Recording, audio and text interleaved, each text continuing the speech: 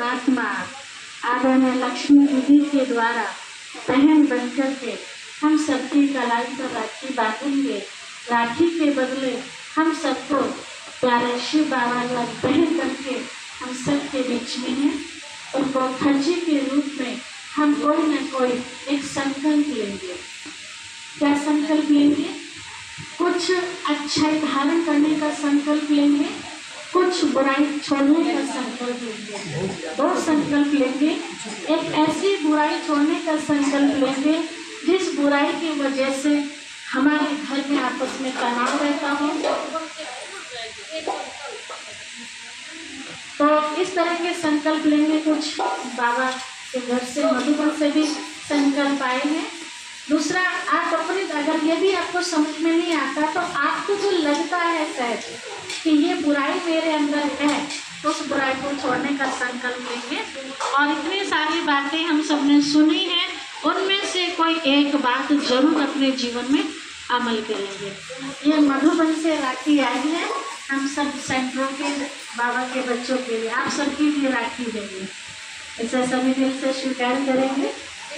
हर एक समझे कि ये मेरे लिए आई है, ठीक है। तो मधुबन से प्रतिज्ञा क्या आई है वो सुनेंगे हम। 5 प्रतिज्ञाएं हैं। पहला, अपनी वृत्ति, दृष्टि और कृति को, अपनी वृत्ति मतलब विचार, दृष्टि मतलब देखने का तरीका, कृति मतलब कर्म, अपनी वृत्ति, दृष्टि और कृति को संपूर्ण पावन बनाकर विश्व परिवर्तन के कार्य में सहयोगी बनेंगे। हम बदलेंगे तो जग बदलेगा, हम खराब होंगे तो जग खराब होगा, है ना। तो पहले किसे परिवर्तन करना है? अपने को परिवर्तन करना है। तो आज संकल्प लेंगे कि मेरे अंदर ना तो किसी के लिए गलत सोच चले और ना गलत बोल हो और ना गलत दृष्टिकोण हो, ना गलत हो, कुछ भी गलत ना हो मेरे से। दूसरा संकल्प है सदा निर्विघ्न, निर्विकल्प, निर्माण और निर्मल बनकर रहेंगे। सदा निर्विघ्न मतलब कोई भी काम ऐसा मैं ना करूं जो मुझे आगे बढ़ने में कोई रुकावट आ जाए। सदा निर्संकल्प, निर्विकल्प मतलब संकल्प चलते हैं ना, अंदर विचार उठते हैं तो उठे तो कैसे उठे? अच्छे वाले। विकल्प मतलब उल्टे वाले संकल्प ना उठे। सदा निर्माण रहना है मतलब निरअहंकारी बन के रहना है। आज जो कुछ भी है हमारे पास किसकी देन है? परमात्मा पिता शिव बाबा की देन है। तो किसी भी बात का अहंकार ना हो और निर्मल बन के रहना है। स्वभाव अपना कैसा बनाना है? बढ़िया वाला, सबको पसंद आए ऐसा स्वभाव अपना बनाना है। तीसरा संकल्प क्या करना है? मन बुद्धि को एकाग्र कर।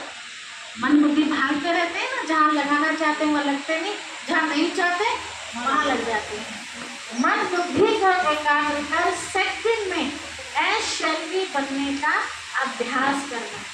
चारों तरफ से मन बुद्धि को हटा के मैं आत्मा हूँ, पिता परमात्मा की संतान हूँ, ऐसा अभ्यास करते रहना है।